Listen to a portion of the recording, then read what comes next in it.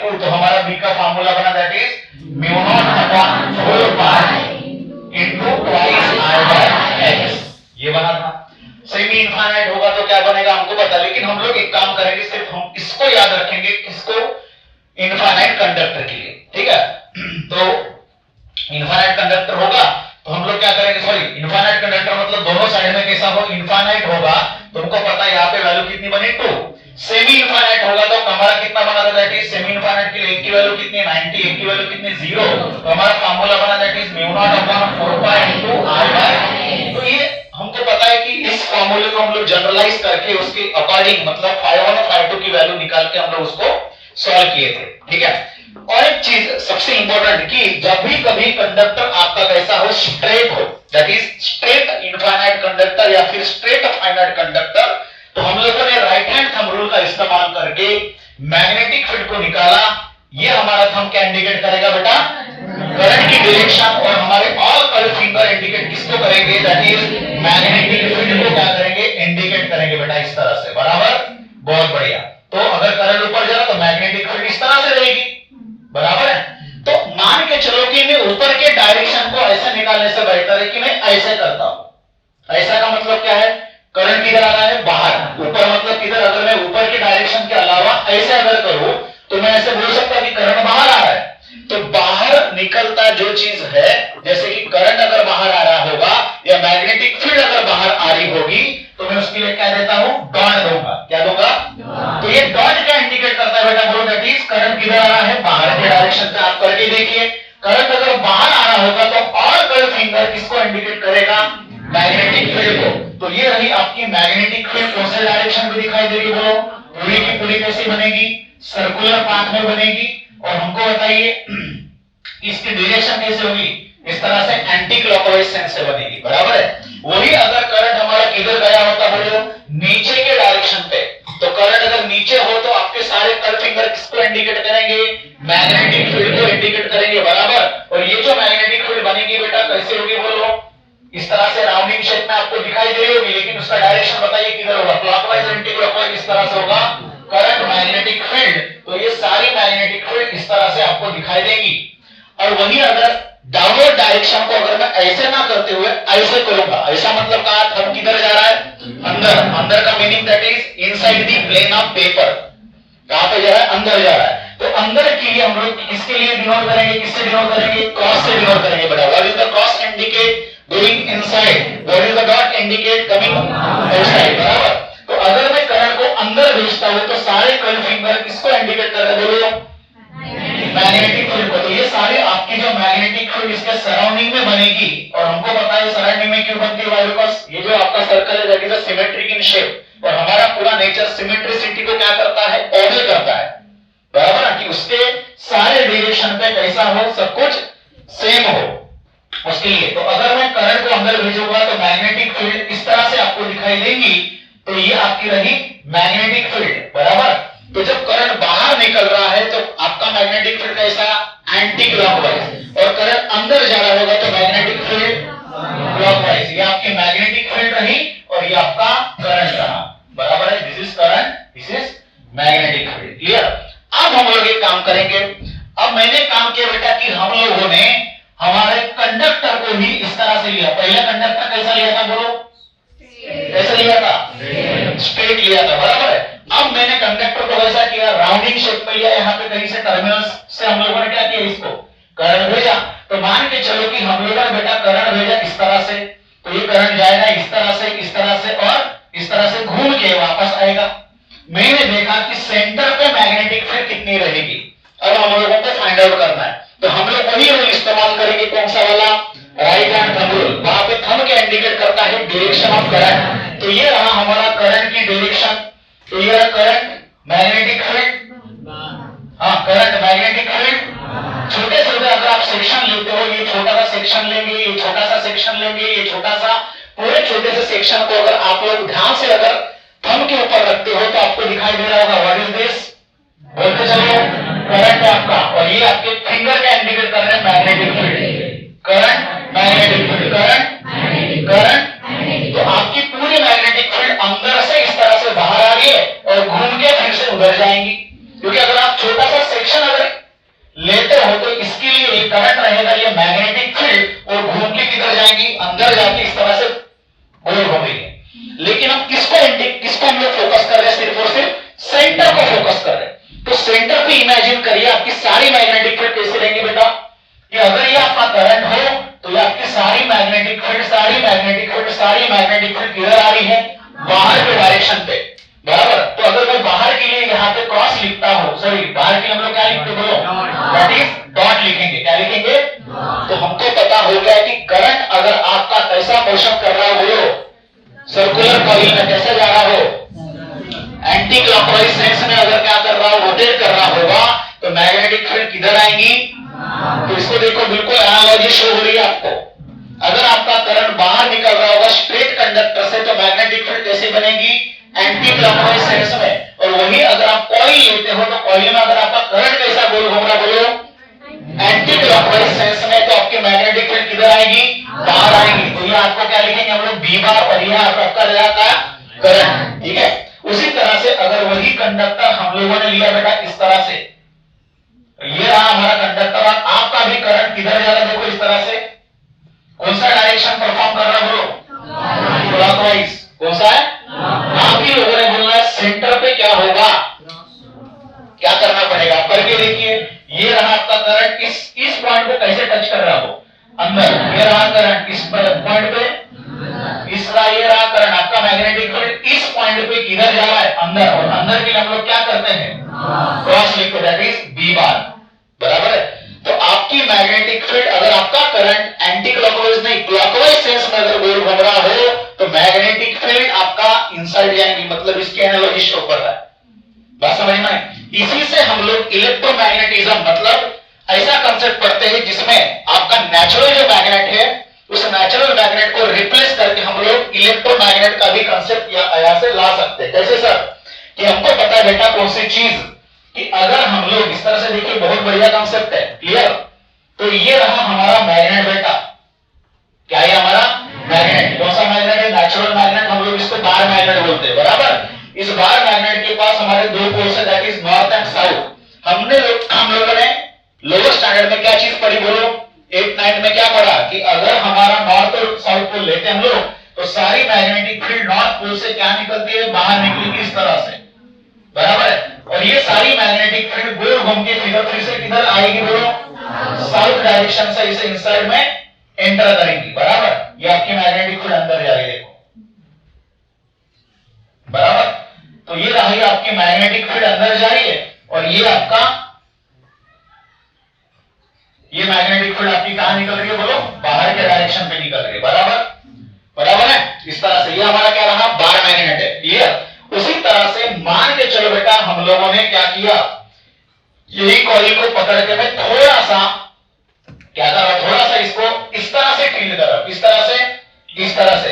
तो ये कॉइल कैसे दिखाई देगा आपको, इस तरह से कॉइल दिखाई दे रहा, ठीक है। इस कॉइल के लिए हम लोगों ने क्या किया, n नंबर ऑफ टर्न्स रखे, क्योंकि जितनी आपकी ज्यादा टर्न्स होगी उतना क्या होगा, लेंथ आपके वायर का बढ़ेगा, एज वेल एज क्या होगा बोलो, लेंथ तो बढ़ेगा, लेकिन उसमें क्या होगा, करंट भी बढ़ेगा। मान के चलो एक टर्न में 1 एम्पियर करंट फ्लो हो रहा होगा, बराबर।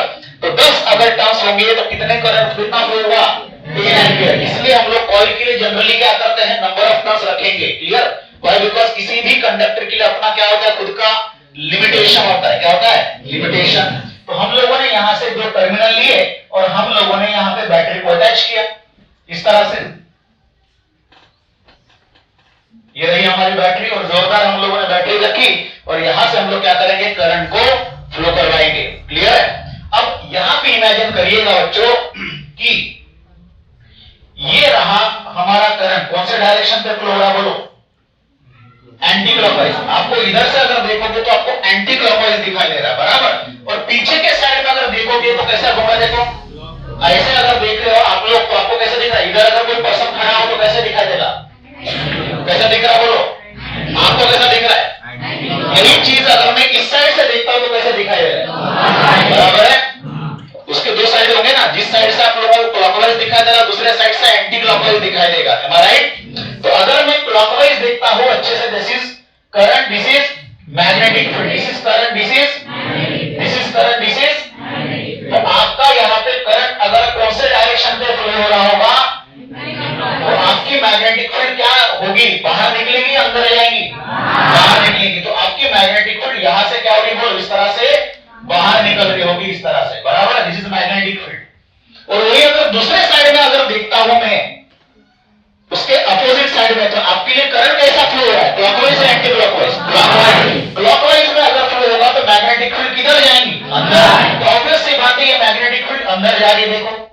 और वही मैग्नेटिक फील्ड लाइंस कंटिन्यू आगे तक जाएगी और यही मैग्नेटिक फील्ड लाइंस गोल घूम के वापस इधर से आएंगी और एंटर करेंगी। और इस वाले पूरे स्ट्रक्चर में और इस वाले स्ट्रक्चर में कुछ फर्क दिखाई दे रहा? कुछ फर्क नहीं है, ज्यादा कुछ आपको फर्क नहीं दिख रहा। इसका मतलब ये कि हम लोगों ने नेचुरल मैग्नेट को रिप्लेस किससे किया? इलेक्ट्रोमैग्नेट से किया बेटा, बराबर है। इसका मतलब अगर आपका करंट कैसा जा रहा होगा, बोलो, एंटी क्लॉकवाइज सेंस में, तो आपका ये जो आपकी कॉइल दिख रही है, ये कॉइल का इधर का फेस किसके तरह बिहेव कर रहा है?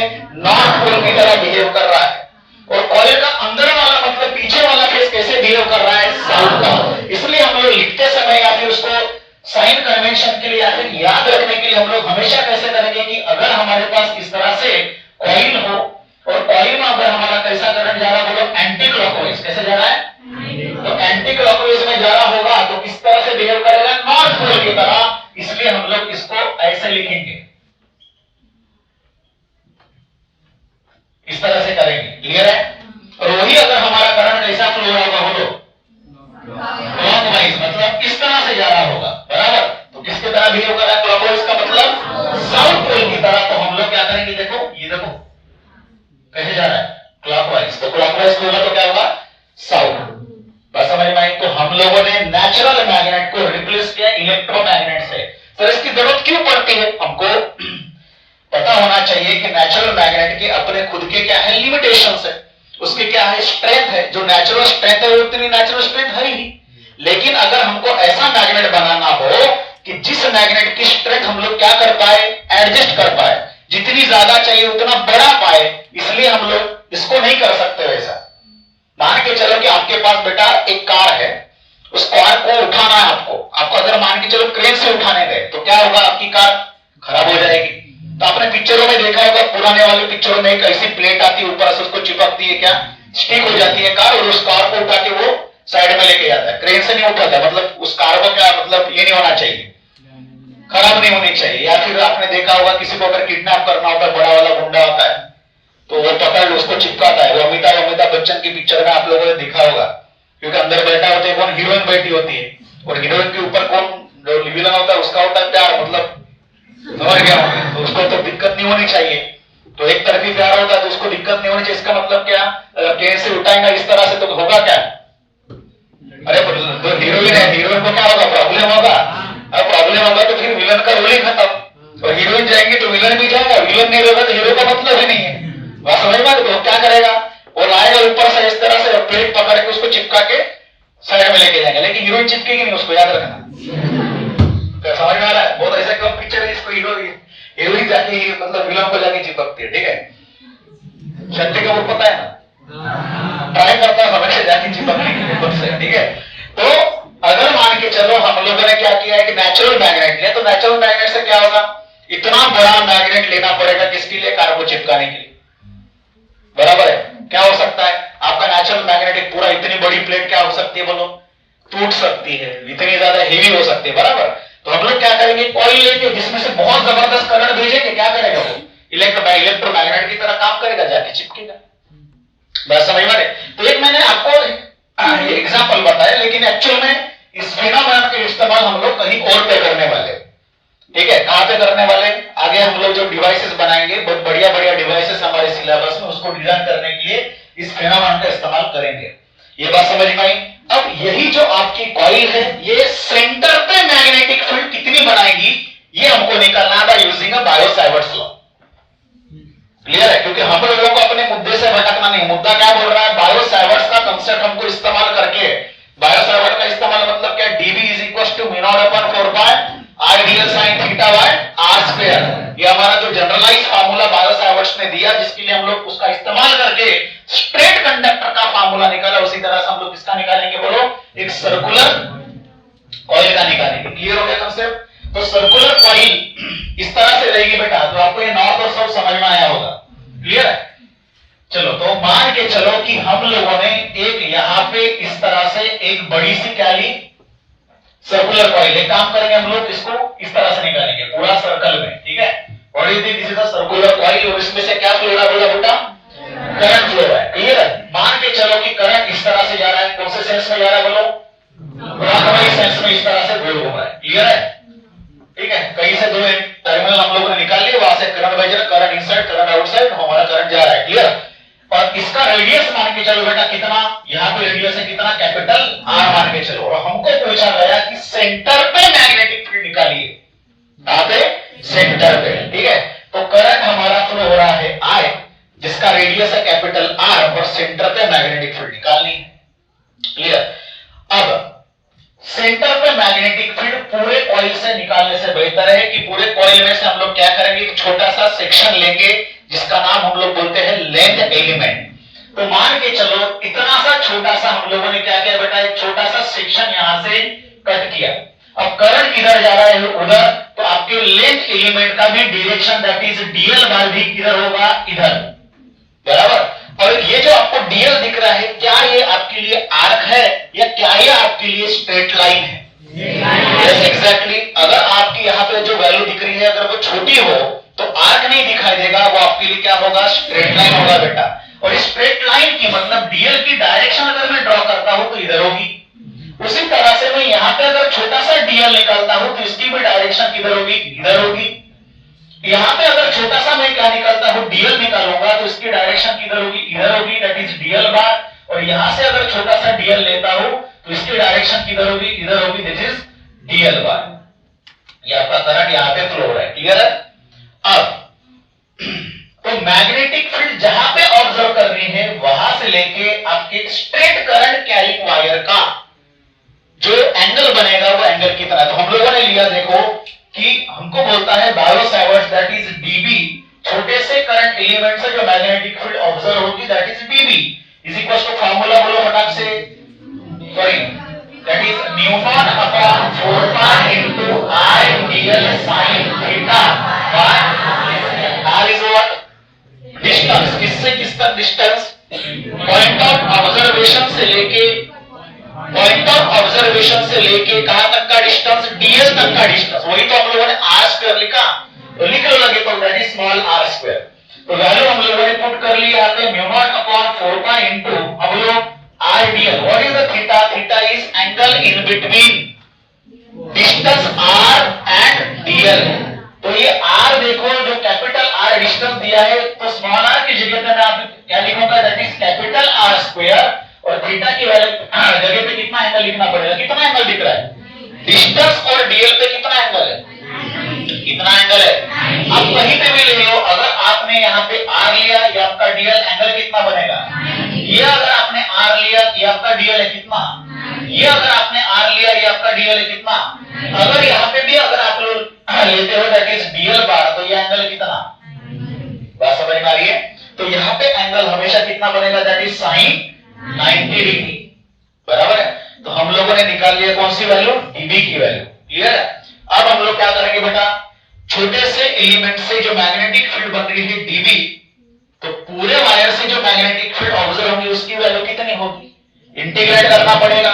तो कैलकुलस क्या बोलता है? Integration of DB is equal to integration of mu not upon 4 pi into I DL sin 90 is 1 हो गया, divided by capital R square. DB का इंटीग्रेशन कितना बनेगा बेटा? b is equal to mu not upon 4 pi, बाहर निकला, आपका आई भी बाहर निकलेगा, जितने भी कांस्टेंट है वो इंटीग्रेशन के बाहर निकलेंगे, और इंटीग्रेशन बचेगा कौन सा बेटा? That is DL. डीएल मतलब क्या? छोटा से लेंथ का इंटीग्रेशन मतलब पूरा लेंथ हो जाएगा। तो मुझे बताइए, DL DL DL DL DL DL सारे अगर डीएल जोड़ दिए तो किसके बराबर बन रहा है? एल। ठीक है, तो ये एल किसके बराबर है? जितना आपका सर्कल दिख रहा है उसके सर्कमफेरेंस के बराबर है बेटा।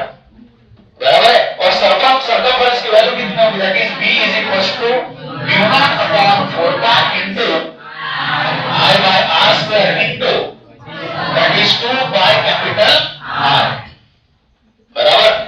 तो दैट इज पाई से पाई कैंसिल, 2 टू जा 4, और यहां से r से आर गेट कैंसिल। तो मैग्नेटिक फील्ड भी बन गई है म्यू नॉट अपॉन 2, बोलते चलो mu not by 2 into R by R. तो ये रहा आपका magnetic field due to the whole circular coil.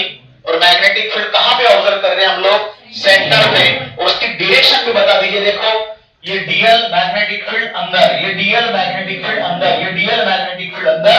और अंदर के लिए हम लोग क्या इस्तेमाल करते हैं? क्रॉस। और यहाँ पे अगर मैं बार में लिखूं, मतलब ऊपर अगर मैंने वेक्टर दिया तो यहाँ पे मैं क्रॉस लिखूंगा। What is the cross? Invert.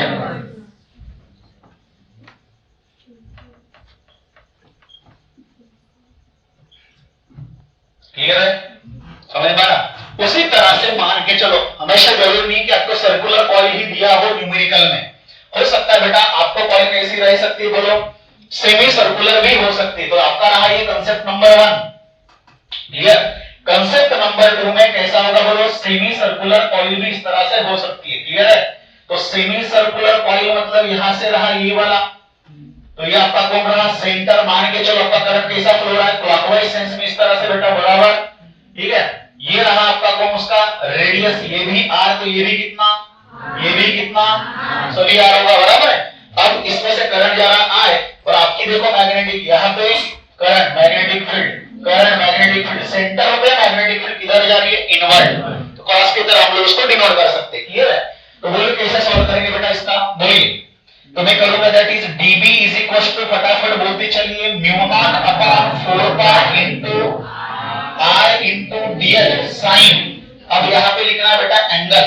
तो मैं यहाँ पे क्या करूंगा? छोटा सा सेक्शन इमेजिन करूंगा, बराबर। इसका नाम क्या देंगे हम लोग? dl।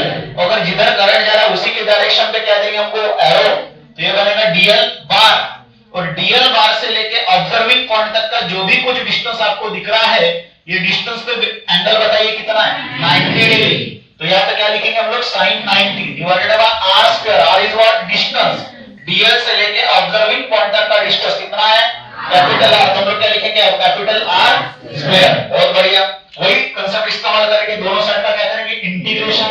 तो integration of dB is equal to, बोलते चलो, mu not upon 4 pi into I by capital R square. और इंटीग्रेशन के अंदर बचा sin 91 वैल्यू, और ये बचा आपका dl। dl is what? पूरे dl मिलके कितना बनेगा? इसका सर्कमफरेंस। अब पूरे सर्कल का सर्कमफरेंस कितना है? 2 पाई r। और आधे सर्कल का कितना होगा? पाई r। तो 2 pi r divided by 2 is how much? Pi r। तो ये रहा आपका वैल्यू कितना बेटा? तो integration of dB is what? b mu not upon 4 pi into I by capital R square into pi into capital R। Pi से pi cancel, R से R cancel, बचा कितना बेटा? b is equal to mu not upon 4 into I by R। बहुत बढ़िया। फर्क दिख रहा है दोनों में? यहाँ पे बेटा mu not by 2 I by R, वहां पे mu not by 4 I by R। दोनों में से कौन बड़ा है? ये पहला वाला या सेकंड वाला? क्यों पहला वाला? क्योंकि डिनोमिनेटर जितनी वैल्यू छोटी उतना वो बड़ा। तो इससे क्या हो गया? वो हाफ हो गया, ऐसा हम लोग बोल सकते हैं। क्योंकि आपकी जो पूरा सर्कल है वही हाफ होगा, तो मैग्नेटिक फील्ड भी क्या होती जाएगी? अब आप ही इमेजिन करिए, अगर मैं क्वाड्रेंट लेता हूं बेटा, थर्ड नंबर का क्वाड्रेंट, मतलब क्या होगा? इस तरह से यहां पे ऑब्जर्व करना है। क्लियर है? और यहां से जा रहा है करंट, इसका रेडियस कितना? r, और r यहां पे करंट फ्लो है। बोलिए पूरा अगर इतना हो, शेप अगर मैंने हाफ किया तो वैल्यू की वैल्यू कितनी बनेगी? हाफ बनेगी। अब आप ही बोलिए क्या होगा?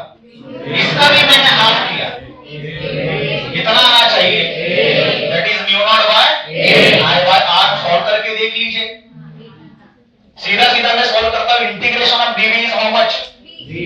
Integration of dB is how much? b। Integration के बाहर क्या निकलेगा? बोलो mu not upon 4 pi into I by capital R। इंटीग्रेशन ऑफ dB मतलब क्या? इंटीग्रेशन ऑफ dl मतलब क्या? पूरे एलिमेंट का क्या करना है? इंटीग्रेट, मतलब dl। तो इसका कितना होगा? लेंथ। पूरे का लेंथ कितना? 2 पाई r। उसका आधा कितना? पाई r का भी आधा किया हम लोगों ने, pi r by 2, that is pi r by 2।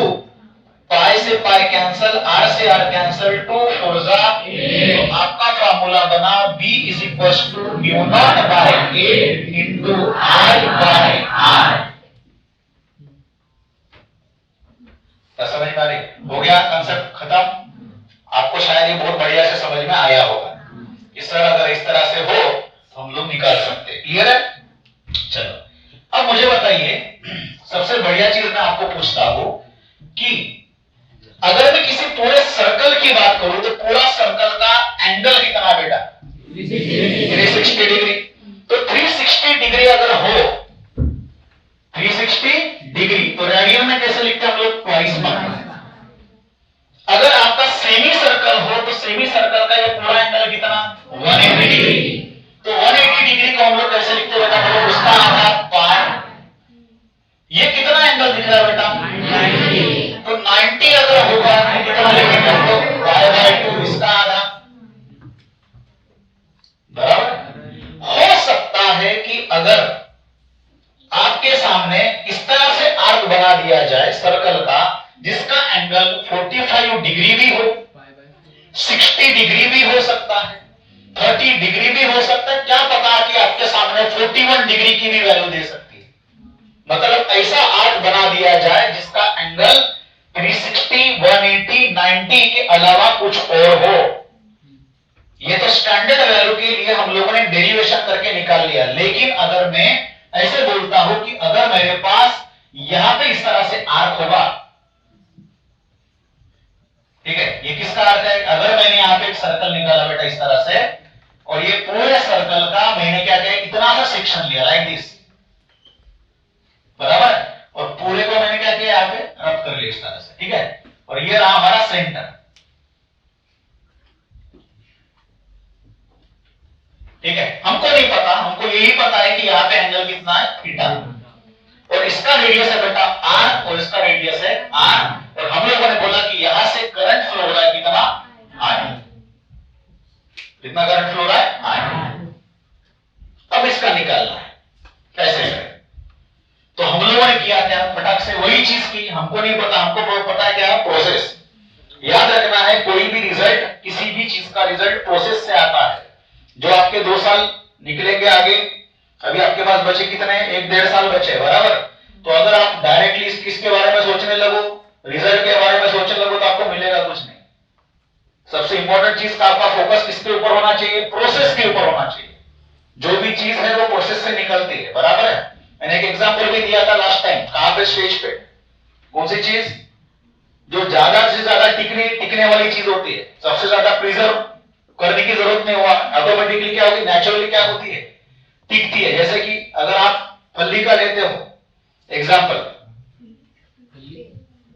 बराबर है, ग्राउंडनट्स लेते हो, तो ग्राउंडनट्स क्या होगा? 1-1.5 महीने में क्या हो सकता है? अगर आप उसको रख दो खराब हो जाएंगे। लेकिन उसको अगर प्रोसेस से डालोगे तो ग्राउंडनट्स का अगर क्या निकालते हो? तेल, तो आपके 4 साल तो आराम से वो क्या होगा? रह सकता है। तो याद रखना, सबसे इंपॉर्टेंट चीज, जो भी चीज लॉन्ग टर्म तक क्या होती है? टिकती है। याद रखना वो सारी चीजें क्या है? प्रोसेस से गई हुई है। क्लियर? तो जो मैंने चीजें अभी बताई तीनों में हम लोगों ने किससे गए? प्रोसेस से गए बेटा, ठीक है। अगर आप डायरेक्टली अपना दिमाग लगाओगे तो नहीं जमेगा, तो आपको यहाँ पे लगाना है प्रोसेस। तो हम लोगों ने कौन सी प्रोसेस की कि जितना भी आपको क्या दिख रहा है बोलो, तो उसका क्या करोगे आप लोग? छोटा सा लोगे एलिमेंट, और उसका नाम देंगे क्या? डीएल। डीएल से लेके ऑब्जर्विंग पॉइंट, ऑब्जर्विंग पॉइंट मतलब हमारा बहुत सेंटर, उस तक का डिस्टेंस कितना? Capital R. और दोनों में एंगल कितना? डीएल की डायरेक्शन इधर होगी, ये डीएल, और ये आपका आर, दोनों में एंगल कितना बेटा बोलो? तो ये रहा आपका angle 90 degree, this is DL बार, और इधर आपका जा रहा है दैट इज करंट। क्लियर? तो हम लोग सॉल्व करना शुरू करेंगे, बोलो फटाफट। छोटा से एलिमेंट की वजह से जो छोटी सी मैग्नेटिक फील्ड बने, that is dB = μ0/4 pi into I dl sin, directly हम लोग लिखेंगे 90 डिग्री डिवाइडेड बाय डिस्टेंस का square is capital R square, बराबर है। दोनों साइड का इंटीग्रेट करेंगे, dB का इंटीग्रेट बनेगा बेटा B = μ0/4 पाई इनटू, हम लिख चलिए R निकलेगा बाहर, कैपिटल R स्क्वायर निकलेगा, बराबर इंटीग्रेशन ऑफ dl। क्लियर? अब याद रखो सर, हम लोगों ने तीनों भी एग्जांपल में क्या किया? इंटीग्रेशन किसका लिया? पूरे लेंथ का लिया। अब हमको पता है कि सर डायरेक्टली अगर सर्कल ले तो उसका लेंथ कितना? 2 पाई। हाफ सर्कल ले तो कितना? पाई। लेकिन हमको ये नहीं पता कि सर अगर कोई भी दूसरा एंगल हो तो उसके सर्कमफेरेंस की वैल्यू कैसे निकालें। हो सकता है ये एंगल कितने डिग्री का हो? 45 डिग्री का हो। हो सकता है ये एंगल कितने डिग्री का हो, 60 डिग्री का हो, तो उसका सर्कमफेरेंस की लेंथ कितनी होगी हमको नहीं पता, लेकिन एक हमको एंगल पता है बेटा, एक फॉर्मूला पता है कौन सा, that is angle is equal to, बहुत बढ़िया, आर्क लेंथ अपॉन रेडियस, बहुत बढ़िया। एंगल कितना है बेटा, total angle that is theta, ये छोटा सा एलिमेंट है कितना, डीएल, और उसका इंटीग्रेट कर दिया जाए तो ये टोटल क्या दिख रहा है आपको, आर्क लेंथ, क्या ये, क्या मैं आर्क लेंथ को इंटीग्रेशन ऑफ डीएल लिख सकता हूं, छोटा सा होगा तो डीएल, और पूरा इंटीग्रेट करेंगे तो क्या मिलेगा आपको, पूरा एलिमेंट डिवाइडेड बाय इसका रेडियस कितना बेटा बोलो, दैट इज कैपिटल आर। तो यहां पे मैं क्या ऐसे लिख सकता हूं, इंटीग्रेशन ऑफ डीएल जो है that is theta into R लिख सकते हैं हम लोग, am I right, that is angle is equal to arc length by radius. क्या इतना आर्क लेंथ होगा, नहीं, हम लोग अगर ये टोटल एंगल ले रहे हैं तो टोटल भी क्या लेना पड़ेगा, आर्क लेंथ लेना पड़ेगा, बराबर।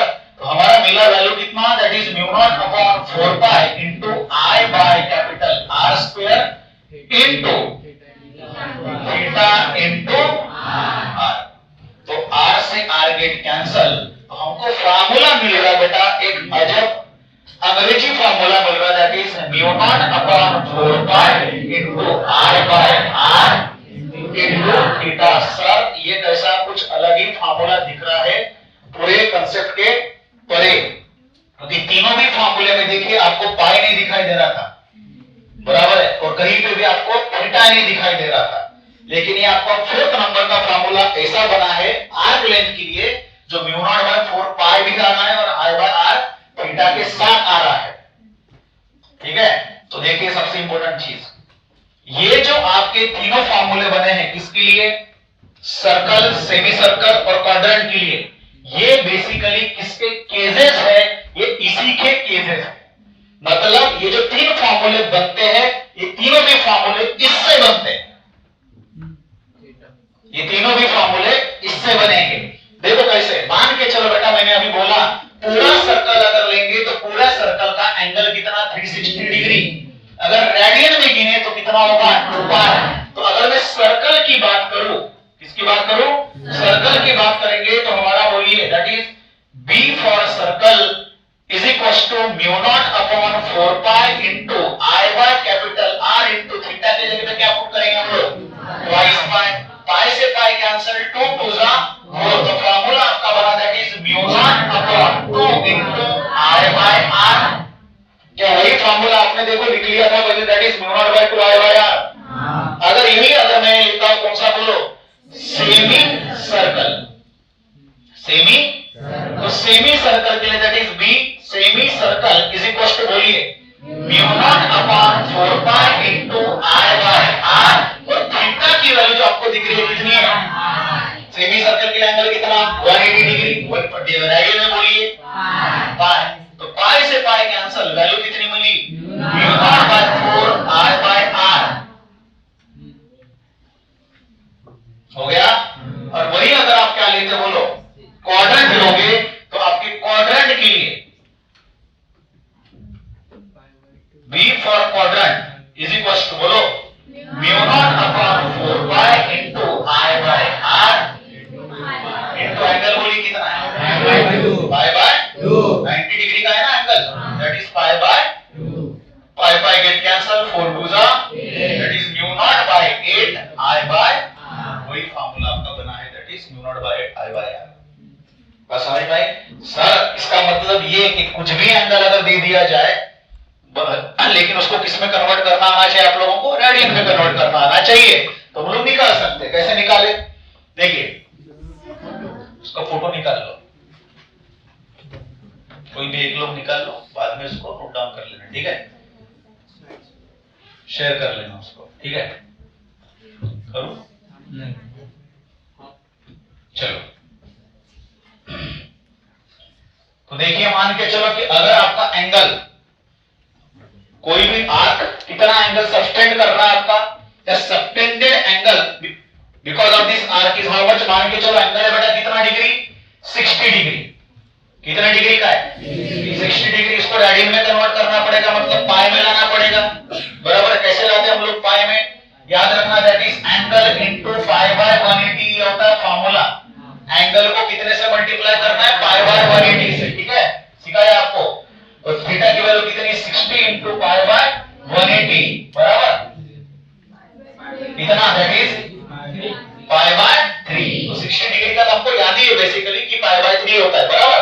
तो अगर 60 डिग्री सबटेंडेड एंगल होगा आर्क का, तो आपकी मैग्नेटिक फील्ड 60 डिग्री वाले आर्क से कितना बनेगी बोलो, that is B is equals to mu not upon 4 pi into I by R, that is pi by 3। Pi से पाई कैंसल, कितना बनेगा, mu not by 12 into I by R। 45 degree होगा, directly बोलिए 45 degree के लिए हम लोग क्या लिखते हैं, एंगल पाई बाय 4, पाई से pi cancel, mu not by 16 I by R।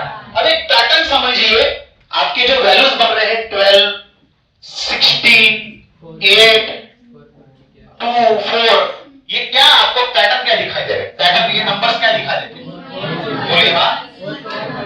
Circle अगर होगा तो आपका दिख रहा है कि नेचुरली सर्कल के लिए कितनी वैल्यू मिल रही है, 2 बराबर है। सेमी सर्कल के लिए कितना दिख रहा है, 45 डिग्री के लिए कितना निकाला था आप लोगों ने, 16। तो पैटर्न में ये जो नंबर इंडिकेट कर रहा है, क्या इंडिकेट कर रहा है, डबल डबल हो रहा है। हाँ, आपने सर्कल के 360 डिग्री के कितने पार्ट्स में उसको काटा, बराबर है। सर्कल था तो पहले से ही 2 था, सेमी सर्कल मतलब पूरे सर्कल को कितना किया, हाफ। ऑटोमेटिकली तो इंटू क्या हो गया, इसको कितने से मल्टीप्लाई करेंगे, 1/2, 2 2 जा 4, 45। 360 डिग्री को 45 मतलब कितने से कितने बार काटोगे, कितने बार काटोगे, 8 बार काटोगे, कितने बार, बराबर है। 360 डिवाइड बाय 45 करके देखिए कितने आएंगे, 8। इसको कितने से मल्टीप्लाई करना है, 1/8, 8 2 जा 60। 60 डिग्री, अगर आपके सामने एक पिज्जा है, 60 डिग्री के इसमें काटना आपको बेटा, उसका क्या बोलते उसको, स्लाइस, बराबर है। 60 डिग्री का स्लाइस में काटना होगा, कितने पार्ट बनेंगे, कितने, 6 पार्ट, 6 स्लाइस बनेंगे, क्या होगा, इंटू 1/6, 6 2 जा, वही तो आंसर आया था, mu not by 10 I by R। Pattern समझिए जो मैं बोलना चाहता हूं, समझ में आ रहा, यह है सारा मैग्नेटिक फील्ड का कंसेप्ट, क्लियर है। अब इसमें सबसे इंपॉर्टेंट आती है कि सर इसके ऊपर न्यूमेरिकल्स किस तरह से पूछ सकते हैं। तो प्योरली जो आपका रहेगा सर्कुलर कॉइल या फिर सर्कुलर आर्क कॉइल, याद रखिएगा ये जो आर्क दिखाई दे रहा है, ये आर्क किसी हाइपरबोला या पैराबोला का नहीं है। किसका, हाइपरबोला होगा, पैराबोला होगा, उसका भी आर्क निकाल सकते हैं हम लोग, क्लियर है। वो वाला आर्क नहीं है, हम लोग हमारे सिलेबस में कौन सा आर्क दिया है, that is only circular arc. तो सर्कुलर आर्क के लिए हम लोगों ने एक जनरलाइज फार्मूला बनाया, क्लियर है। अब इसको याद कैसे रखें, हमको पता है स्ट्रेट कंडक्टर के लिए फार्मूला कितना बना था, mu not upon 4 pi I by R square sin phi1 plus sin phi2। वही फार्मूला आपको याद रखना है, mu not upon 4 pi I by R into theta. उसमें क्या R स्क्वायर था या R था, R था, फार्मूला सेम ही है, mu not by 4 pi I by R sin phi1 plus sin phi2। sin phi1 plus sin phi2 की जगह पे क्या दिख रहा है, थीटा। लेकिन बेसिकली हमको यार ये भी रखना है कि अगर आपके पास सर्कल हो तो mu not by 2 I by R, यहाँ पे पाई नहीं है, थीटा नहीं है, कुछ नहीं है। सेमी सर्कल होगा तो कितना, क्वाड्रेंट होगा तो कितना, याद रखना है, क्योंकि फटाफट आपको क्या निकालना पड़ता है, आंसर निकालना पड़ता है न्यूमेरिकल का, क्लियर है। तो आपके जो न्यूमेरिकल्स रहेंगे purely circle, quadrant, semi circle या सर्कुलर आर्क के ऊपर हो सकते हैं, लेकिन चांसेस कम है। उसके साथ क्या जोड़ देगा, कंडक्टर के साथ कोई स्ट्रेट कंडक्टर। जैसे कि मान के चलो हमारे पास एक इस तरह से रहेगा कंडक्टर और यहां पे आ गया क्या, बोलो बेटा, सर्कुलर आर्क। ये फिर से क्या रहा, कंडक्टर। आपको बोला जाता है बेटा यहां पे क्या निकालो, मैग्नेटिक फील्ड निकालो। फटाफट आप मैग्नेटिक फील्ड निकाल सकते हैं। ये डिस्टेंस कितना रहा, r। ये डिस्टेंस कितना रहा, ये डिस्टेंस कितना रहेगा? करंट किधर जा रहा है? इस तरह से जा रहा है बेटा। देखो आपके पास कितने आर्म्स दिखाई दे रहे हैं, फटाफट बोलते चलिए। 1 2 ये 3। ये कंडक्टर की वजह से यहाँ पे मैग्नेटिक फील्ड कितनी? 0। टिप पे कितनी होती है? 0। ये कंडक्टर की वजह से यहाँ पे मैग्नेटिक फील्ड कितनी? 0। टिप पे कितनी होती है? 0। बस बची चीज कौन सी बोलो?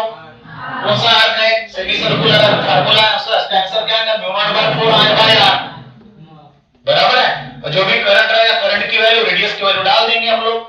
हो सकता है कंडक्टर में इस तरह से भी कंडक्टर हो, इधर जा रहा है करंट। अब बताइए क्या होगा? सर हम लोग निकाल सकते, बोलो इसके वजह से कितना? 0 बनेगा। इसका जैसे बनेगा या नहीं बनेगा? बनेगा। कितना बनेगा? फटाफट बोलते चलिए। b1 इज इक्वल टू हम b2 रखेंगे, ये 3। b2 is equal to b1 की वैल्यू तो बन गई 0, b2 की वैल्यू बोले कितना बनेगा? μ0/4 कितना? 4 into I/r। ठीक है। और इसके वजह देखो कितना बनेगा? सर ये कौन है? सर हमारा सेमी इनफाइनाइट कंडक्टर। एक एंगल कितना देखो, क्या ये परपेंडिकुलर डिस्टेंस है या नहीं है? और परपेंडिकुलर डिस्टेंस लिखते हैं हम लोग कहां पे? स्ट्रेट कंडक्टर में जो डिस्टेंस लिखेंगे वो परपेंडिकुलर डिस्टेंस है। और आप यहाँ पे जो आर्क ले रहे हो, यहाँ पे जो डिस्टेंस दिख रहा है, ये डिस्टेंस कौन सा है? रेडियस है। ये तो ये जो रहा ये आपका परपेंडिकुलर डिस्टेंस है या नहीं है? एक एंगल कितना? 0, दूसरा एंगल कितना? 90।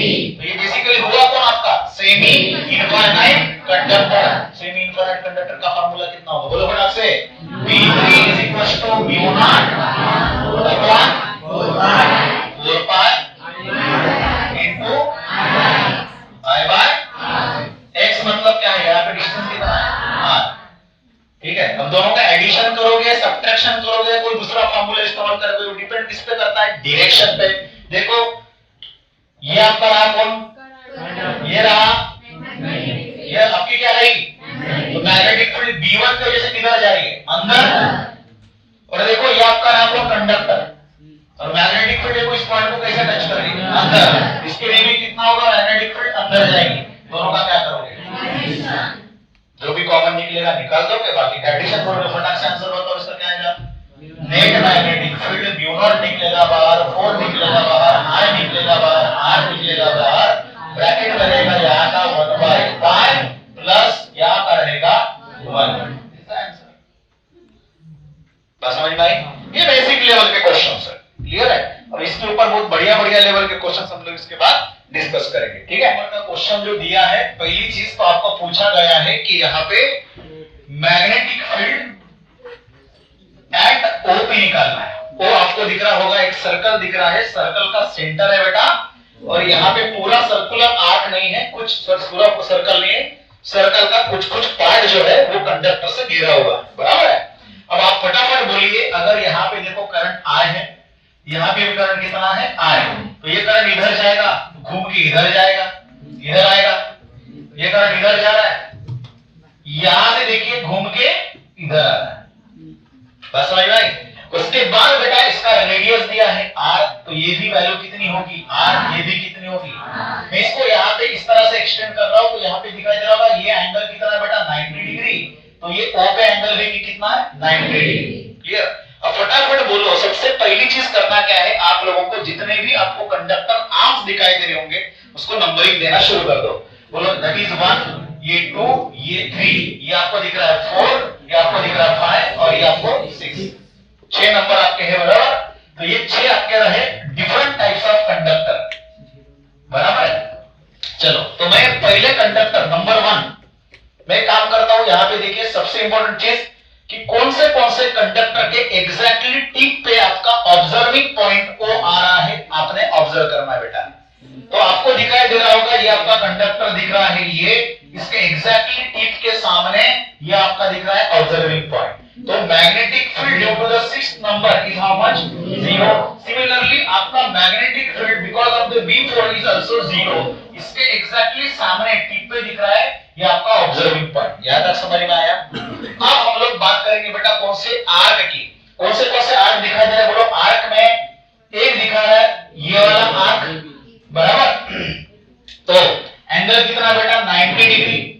बराबर? 90 डिग्री मतलब कौन सा कांसेप्ट आ जाएगा? क्वाड्रेंट। क्वाड्रेंट मतलब सर्कल का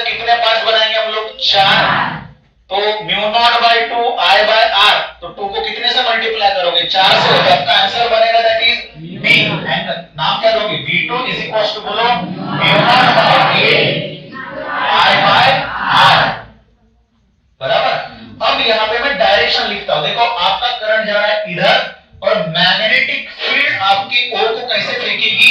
बाहर। बाहर का मीनिंग होता है बेटा डॉट, मैं यहाँ पे लिख दे रहा हूं दैट इज आउटवर्ड डायरेक्टेड, बराबर है। उसके बाद यहाँ पे दूसरा एक आर्क दिखाई दे रहा है जिसका नाम है दैट इज B5, बराबर। B5 की वजह से ये भी क्या दिख रहा है, किसका है ये आर्क, कितना एंगल सबटेंड कर रहा है? 90 डिग्री। तो इसकी भी वैल्यू कितनी बनेगी? म्यू नॉट बाय 8 इनटू, इसमें से भी करंट कितना है, इसमें से I है तो इसमें से भी कितना है, तो इसका रेडियस मतलब वैल्यू कितना है रेडियस की? R, तो ये भी होगा R। लेकिन अब देखेंगे, चेकआउट करेंगे डायरेक्शन, तो ये रहा आपका करंट और ये रही इनसाइड, तो इनसाइड में हम लोग क्या लिखेंगे? क्रॉस, और यहाँ पे लिखेंगे दैट इज इनवर्ड। अब देखो दोनों का मैग्नीट्यूड बेटा that is mu not by 8 I by R, mu not by 8 I by R, दोनों की वैल्यू कैसे दिख रही है? सेम। और दोनों की डायरेक्शन देखिए, एक है इनवर्ड एक है आउटवर्ड, और दोनों भी ऐसे टच कर रहे हैं, इसका मतलब नेट मैग्नेटिक फील्ड की वैल्यू कितनी होगी? तो अगर मैं आपको लिखता हूं B नेट, दोनों की वजह से because of this arc is equal to क्या लिखेंगे? B1 माइनस B2, क्योंकि एक को माइनस देना पड़ेगा, तो वैल्यू कितनी बनेगी? 0। इसका मतलब हमारे B6 B4 और B2 प्लस 5 की वैल्यू कितनी बनी? 0। तो फाइनल आंसर कितना रहेगा निकालने के लिए? और दो आर्म्स आपके बाकी है बेटा, कौन से वाले? ये वाला और ये वाला। क्या इन दोनों आर्म्स के एग्जैक्टली टिप पे आ रही है ऑब्जर्विंग पॉइंट? नो। दोनों आर्म्स, दोनों वाले जब देखो आर्म्स दैट इज, इसका ये जो रहेगा कुछ दिया नहीं, मतलब इंफिनिटी पे जाएगा, और ये भी कितना जाएगा? इंफिनिटी। तो आप लोग लिख लेना, कौन सा बोलो फटाफट? ये कौन सा रहेगा? दैट इज B3 रहेंगे। क्या लिखेंगे? B3। B3 की वजह से देखो कौन सा वाला है बोलो? ये आपका क्या, ये परपेंडिकुलर डिस्टेंस है? हाँ। तो फटाक से बोलिए, सेमी इनफाइनाइट वायर के लिए फार्मूला क्या बना था आपका? Yes, mu not by 4 into I by perpendicular distance is how much? यही आपका डायरेक्ट फार्मूला बनता है, क्योंकि आपको पता है साइन एक 90 एक साइन 0, साइन 91 आप लोगों ने 1 लिख लिया तो इतना वैल्यू बनेगा, बराबर है। और इसके वजह से बोलो, और यहाँ पे डायरेक्शन भी लिख लेना, बोलो ये आपका जरा करंट, ये मैग्नेटिक फील्ड कहां पे रहेगी? बाहर। बाहर मतलब क्या लिखेंगे? डॉट, आउटवर्ड, ठीक है। तो आप बचा कौन सा बोलो? That is B1। तो B1 के लिए क्या रहेगा बोलो? Mu not by 4 pi I by R ही होगा, बराबर है। और ये देखो करंट, और ये रहेगा आउटवर्ड, क्योंकि दोनों जो है सेम ही है, मैग्नीट्यूड सेम निकलेगा, तो इसके लिए भी क्या लिखेंगे हम लोग? डॉट। अगर ये दोनों भी डॉट है, इसका मतलब दोनों की वजह से मैग्नेटिक फील्ड किधर निकल रहे? बाहर। दोनों का क्या करेंगे? एडिशन। तो that is B net, final क्या आएगा वैल्यू इसका? 2 से मल्टीप्लाई का दोनों का एडिशन करने से that is mu not by 2 लिखेंगे हम लोग, that is 4 pi into I by R। तो फाइनल आंसर बनेगा mu not by 2 pi into I by R, और वैल्यू रहेगी डॉट में, that is B net. Answer क्या रहेगा आपका? C answer, this is the final answer, ठीक है। चलो आगे बढ़ेंगे बेटा। चलो अब इसके लिए देखिए, ये आपके पास दिख रहा है, पहले मैंने बोला करंट देख लीजिए, करंट की डायरेक्शन ये रही, ये रही, इस तरह से ये आपके करंट की डायरेक्शन है। और आपके पास फटाफट आर्म्स के नंबर देना है। पहले कहां पे मैग्नेटिक फील्ड ऑब्जर्व करने बेटा? इस सेंटर पे, जिसका नाम है बेटा O। क्लियर है? चलो फटाफट बोलते चलो, क्या रहेगा आंसर? कैसा रहेगा? ठीक है, बोलो। ये रहेगा आपका आर्म नंबर 1, ये रहेगा आपका 2, ठीक है, 1 2, ये रहेगा आपका 3, ये रहेगा आपका 4, और कुछ कितने आर्म्स है? चलो पहले आर्म्स के बारे में बात करेंगे बेटा, ठीक है। पहला आर्म जो दिख रहा है, ये क्या क्या कर रहा है बोलो? ये है आपका आर्क। क्लियर? ये आर्क जो है कितना एंगल सबटेंड कर रहा है हमको देखना पड़ेगा। उससे पहले हम लोग देखेंगे कि इतना जो एंगल है ये कितना है? फाई। कितना एंगल है? फाई में से अगर ये पूरा सर्कल होता तो एंगल होता कितना? Twice phi. ट्वाइस फाई में से ये फाई चला जाएगा, ध्यान देना इधर, कितना जाएगा? फाई। तो ये बचा हुआ एंगल कितना बेटा बोलो? That is twice pi minus ये रहेगा आपका r। क्लियर है? चलो बोलो फटाफट। तो पहला लिखूंगा मैं b1 की वजह से। तो b1 मतलब एक सर्कुलर r की वजह से फार्मूला क्या बनता है फटाफट बोलिए, mu not upon 4 pi into r by radius कितना दिया इसका बेटा a, रेडियस कितना है a बराबर, और इसका रेडियस है बेटा b। इनटू क्या लिखते हैं हम लोग थीटा, इनटू क्या लिखते हैं थीटा की जगह पे कितना एंगल लिखेंगे हम लोग, that is twice pi minus pi, ये रहेगा आपका एंगल। उसी तरह से हम लोग लिखेंगे b2 की वजह से। बोलो ये b2 जो आपको दिख रहा है आर्म्स एग्जैक्टली आपका ऑब्जर्विंग पॉइंट उसके कहां पे आ रहा है, टिप पे, तो आपकी वैल्यू फाइनल वैल्यू कितनी 0। उसी तरह से आपका बोलो फटाफट b4 की वैल्यू कितनी बनेगी 0 बनेगी। समझ में आ रहा? दिखने में भले कितना कॉम्प्लिकेटेड लग रहा, लेकिन अगर आपका कांसेप्ट क्लियर है तो आपका आंसर फटाफट आना शुरू हो जाएगा। तो b4 हो गया आपका कितना 0। अब बची बात कौन सी, b3 के बारे में बात करेंगे। b3 भी हमारा क्या दिख रहा है, एक सर्कुलर r दिख रहा है, और एंगल कितना सब्सटेंड कर रहा है बेटा, कितना y बराबर है। तो आपका फाइनल आंसर क्या रहेगा इसका, mu not upon 4 pi into r by a रहेगा, b रहेगा बेटा, इसका रेडियस है कितना b, और इनटू थीटा, थीटा की जगह पे क्या आएगा फाई आएगा। अब नेट मैग्नेटिक फील्ड चेक करने के लिए पहले हम लोग क्या चेक करेंगे, जैसे हम लोगों ने पहले क्या किया, आर्म्स के नंबरिंग किए। दूसरी चीज सभी के मैग्नेटिक फील्ड के मैग्नीट्यूड निकाले, और निकालते समय हम लोग डायरेक्शन के साथ उसको डॉट या क्रॉस देना शुरू करेंगे। ठीक है? तो बोलो ये तो 0 बन गए, b1 की वजह से ये आपका करंट, ये रही मैग्नेटिक फील्ड, मैग्नेटिक फील्ड अंदर जा रही है मतलब क्रॉस। उसी तरह से देखिए ये रहा आपका करंट, ये रही मैग्नेटिक फील्ड इस पॉइंट पे, कितना किधर, तो क्या लिखेंगे, दोनों भी क्रॉस, इसका मतलब क्या बोलो एडिशन करेंगे बराबर। तो एडिशन के समय सारी चीजें क्या निकलेंगी कॉमन, तो b नेट की वैल्यू बनेगी कितनी, म्यू नॉट निकलेगा, 4 पाई निकलेगा बेटा, i भी निकलेगा, और ब्रैकेट में बचेगा 1 by a twice pi minus 5 ये रहेगा, और अब बोलो plus 1 by b into 5। Clear है? अब इसमें कुछ 90-20 का एंगल होता तो हम लोग इसको सॉल्व करना बेहतर समझते, मतलब ये एंगल कुछ पाई में होता, तो अगर मान के चलो एंगल कितना किस में होता 90 में, तो उस तरह से हम लोग फाई की वैल्यू कितनी लिखते हैं 90 डिग्री, मतलब 90 का मीनिंग कितना, दैट इज पाई बाय 2, और यहाँ पे ये वैल्यू कितनी बनती 270 डिग्री, कितना बनता 3 पाई बाय 2। उसके हिसाब से यहाँ से और भी कॉमन निकल जाते हैं। बस समझ में? तो मैं इसको जनरलाइज करके छोड़ दे रहा हूँ। क्लियर है? उसी तरह से ये भी क्वेश्चन हम लोग डील कर सकते हैं बेटा। फटाफट पहले बोलो क्या करोगे इसमें। हाँ, ये रहा आपका आर्म नंबर 1, ये रहा 2, ये रहा 3, ये रहा 4, ये रहा 5, और कुछ। अब सबसे इंपॉर्टेंट चीज फर्स्ट वैल्यू से क्या करोगे बोलो, निकालोगे बराबर है। इसके जैसे कितना बनेगा 0, यहाँ पे कितना बनेगा 0, इसके जैसे कितना बनेगा 0। अब ये जो बचा है ये सबसे इंपॉर्टेंट चीज, आपके दोनों भी साइड देखिए कितना कितना दिख रहा है, इसका भी b, इसका भी b, इसका मतलब ये कौन है स्क्वायर है, ये क्या ये इसका मतलब ये एंगल कितना 90 डिग्री, और ये एंगल कितना 45 डिग्री। कितना एंगल है ये, क्यों निकाला सर हम लोगों ने एंगल, क्योंकि बहुत जरूरी है एंगल बराबर है। तो ये एंगल कितना रहा 45 डिग्री बराबर है।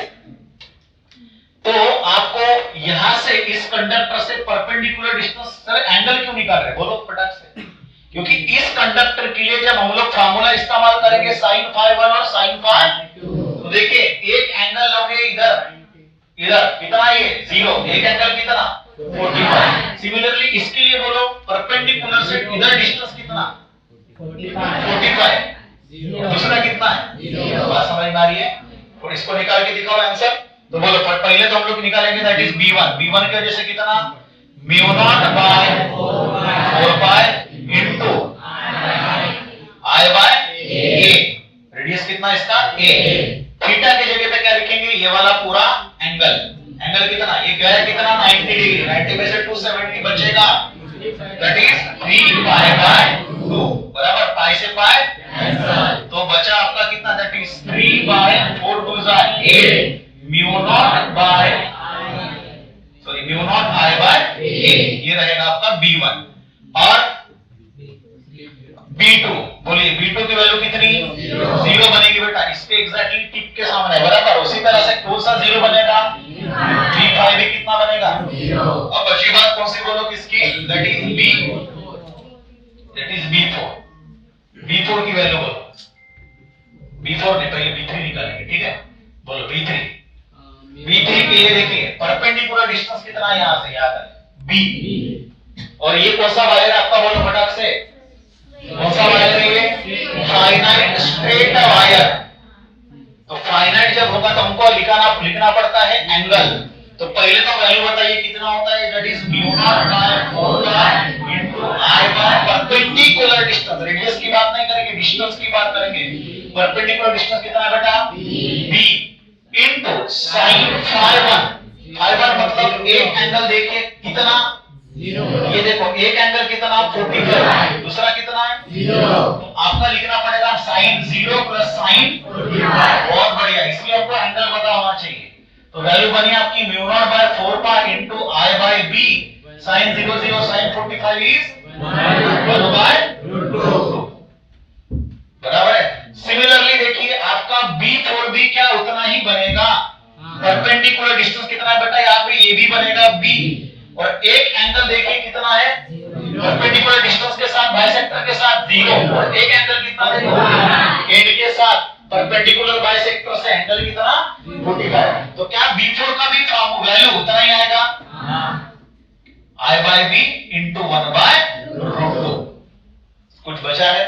अब डायरेक्शन देख लीजिए B1 की वजह से। B1 मतलब ये करंट मैग्नेटिक फील्ड किधर जा रहा है, इनसाइड। यहाँ पे मैंने क्या लिख लिया, क्रॉस।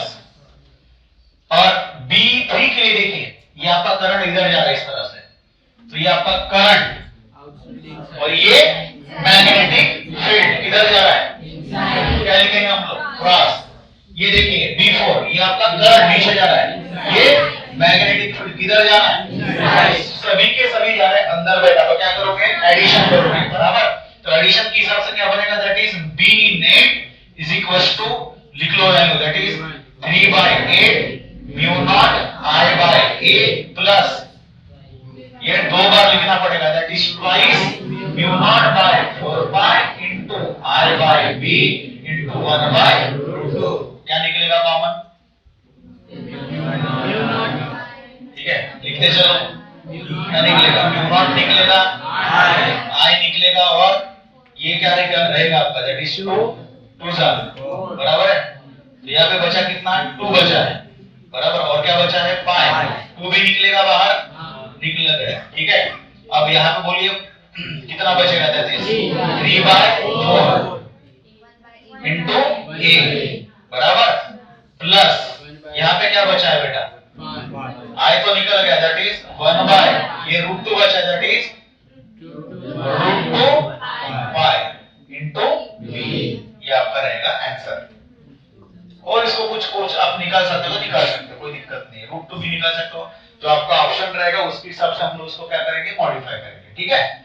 चलो इसको नोट डाउन कर लो, इसके बाद नेक्स्ट क्वेश्चन हम लोग देखेंगे, क्लियर है। चलो तो क्वेश्चन नंबर 4, ठीक है। क्वेश्चन नंबर 4 में दिया है बेटा कि एक आपका यहाँ पे दिया है क्या, एक आर्क दिया है, क्लियर है। इस आर्क दैट इज A से लेके B तक ये दिया है आर्क, और इस आर्क में लेंथ उस आर्क की दी गई है कितनी, L, क्लियर है। और जो ये एंगल बचा है दैट इज थीटा, ओके। हम लोग ऐसे मान के चलेंगे कि इस पूरे आर्क में इसका रेडियस मान के चलेंगे हम लोग कितना है, r, क्लियर। और पूछा गया है कि यहाँ पे O पॉइंट पे मैग्नेटिक फील्ड आपकी कितनी रहेगी, और करंट आप लोग देख सकते हैं कौन से डायरेक्शन में घूम रहा है, दैट इज क्लॉकवाइज डायरेक्शन में। तो आपकी मैग्नेटिक फील्ड सेंटर में, तो बेसिक फार्मूला आपका magnetic field due to any circular arc is equals to how much, μ0/4 pi I by r into theta, ठीक है। अब सबसे इंपॉर्टेंट चीज, सर थीटा तो लिख लेंगे क्योंकि यहाँ पे एंगल कितना दिया है, थीटा। क्या ये आप लोग एंगल लिखोगे, नहीं बेटा, क्योंकि आपका जो आर्क है दैट इज आर्क इतना बड़ा है, तो उसका आर्क से जितना भी सबटेंडेड एंगल रहेगा वो एंगल लिखना है। उसमें से ये एंगल कितना है, थीटा। टोटल सर्कल होगा तो एंगल कितना, 360 डिग्री, मतलब कितना, ट्वाइस पाई। कितना होता है? तो ट्वाइस पाई में से थीटा जाएगा तो बचा हुआ ये जो एंगल रहेगा, ये एंगल कितना बेटा बोलो? That is 2 pi minus theta. तो आपको थीटा दैट इज एंगल की वैल्यू मिल गई ट्वाइस पाई माइनस थीटा इतनी। क्लियर है? और सर यहां पे कहीं पे भी आपका रेडियस नहीं लिखा है क्योंकि ये ऑप्शन बेस्ड क्वेश्चन है बेटा। कौन सा है? Option based question. भले ही आप लोगों ने ऐसे फॉर्मूला लिख लिया b is equal to mu not upon, बोलो लिखो 4 pi into i by r into theta. Theta की जगह पे आप लोगों ने क्या लिखा? Twice pi minus theta. तो यहाँ पे आपको r की जगह पे कहीं पे भी r दिख रही नहीं रहा, उसके जगह पे क्या दिख रहा है? लेंथ दिख रहा है। And what is the meaning of length? Question में बोला गया लेंथ क्या है? That is length of AB, मतलब आर्क का लेंथ है। क्या दिया है? आर्क का लेंथ। तो जहां पे रेडियस है उसको रिप्लेस करना है आर्क लेंथ से। तो रेडियस और आर्क लेंथ का क्या रिलेशन? रेडियस आर्क लेंथ, बोलो आर्क लेंथ रेडियस। हाँ यस, क्या रहेगा फॉर्मूला आपका? एंगल इज इक्वल टू, मैं आपको लिख रहा हूं, that is angle is equal to, angle कितना बोलो? Arc length by radius. Clear है? तो मुझे बताओ यहाँ पे एंगल कितना है बेटा? यहाँ पे टोटल एंगल कितना बचा? That is twice pi minus theta is equal to arc length is how much? L। बहुत बढ़िया। रेडियस कितना आपका? Capital R। R को लेके जाओ इधर, that is R is equal to L by twice pi minus theta. ये रहा आपका कौन? रेडियस। क्लियर है? चलो तो इसमें क्या करेंगे? जहां पे R दिख रहा है वहां पे हम लोग क्या पुट अप करेंगे? L by twice pi minus theta. Clear है? तो अब यहाँ पे लिखेंगे b इज इक्वल टू, बोलते चलो फटाफट, हाँ, mu not upon 4 pi into i by r। r की जगह पे L upon twice pi minus theta into theta की जगह पे, अब इसको मैं रब कर रहा हूं, थीटा की जगह पे हम लोग क्या लिखते हैं? एंगल। एंगल कौन से इसमें लिखते हैं हम लोग? रेडियन में लिखते हैं बेटा, बराबर है? रेडियन में कैसे लिखेंगे हम लोग? एंगल रेडियन में कैसे लिखेंगे हम लोग? बोलो। हाँ, एंगल में कैसे लिखेंगे? Theta is equal to how much? Angle लिखोगे ना। तो ये जो एंगल आपको दिख रहा है, ये एंगल किस में दिख रहा है? ट्वाइस पाई माइनस थीटा दिख रहा है, बराबर है? ठीक है, कोई दिक्कत नहीं। तो यहाँ पे जब आप लोग लिखोगे तो यहाँ पे ऑप्शन दिख रहा है आपके पास सामने, बराबर? क्या करोगे? एंगल के जगह पे क्या आएगा यहाँ पे, बोलो फिर? अगर आप लोग लिखते हो ट्वाइस पाई माइनस थीटा तो आपका आंसर क्या बनेगा बेटा? b is equal to mu not upon 4 pi into, हाँ बोलो, ऊपर जाएगा that is i by l twice pi minus theta into twice pi minus theta. Twice pi minus theta, twice pi minus theta, दोनों की value कितनी होगी? दोनों का होल स्क्वायर होगा। क्या ये आपके पास ऑप्शंस है? कहां पे दिख रहा है ऑप्शन आपको? कहां पे दिख रहा है आपको ऑप्शन? है या नहीं है? नहीं है। कहां पे है?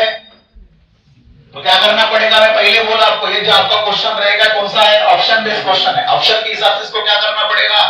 लिखना पड़ेगा। देखो हर क्वेश्चन में आपके डिनोमिनेटर में कितने की वैल्यू दी है और आपके जो आंसर में कितना वैल्यू आया है। एल की जगह पे साइड में क्या दिया है? 4 पाई। क्या दिया है? 4 पाई। क्या करना पड़ेगा? 4 पाई को निकालने के लिए क्या करना पड़ेगा बेटा? 4 पाई नहीं चाहिए हम लोगों को, तो उसको ऐसा मॉडिफाई करना है हम लोगों को कि यहाँ पे 4 पाई निकल जाए और अपना आंसर इस सारे ऑप्शंस में से कहीं पे एक फिक्स हो जाए। क्या करेंगे? इसको कैसे मॉडिफाई करेंगे? फटाफट बोलिए। हाँ, यहाँ पे लिख रहा हूं, ठीक है? बोलो। एंगल की जगह पे आपने रेडियन में वैल्यू लिख ली ट्वाइस पाई माइनस थीटा। फटाक से बोलिए कैसे करोगे बेटा? क्या मैं इस 4 पाई को निकालने के लिए क्या 4 पाई को इसके अंदर डाल सकता हूं? अगर अंदर डालेंगे तो क्या बनेगा? 4 का स्क्वायर करना है यहाँ पे, तो यहाँ पे क्या बन जाएगा? 2। क्या बन जाएगा? और पाई का भी क्या बन जाएगा? Pi square. लेकिन हमारे पास है क्या? पाई है या पाई स्क्वायर है? पाई।